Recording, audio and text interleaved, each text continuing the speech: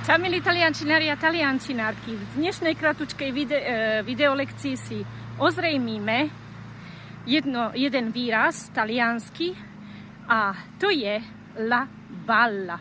To, čo vidíte za mnou, je una balla.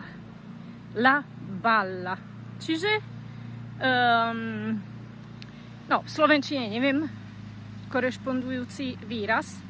Môžete mi napísať dole do komentárov. A teraz si ideme ozrejmiť v talianskej konverzácii slangovej la balla môže totižto znamenať takisto klamstvo. Keď niekto povie nejaké klamstvo, klame. A raccontato una balla.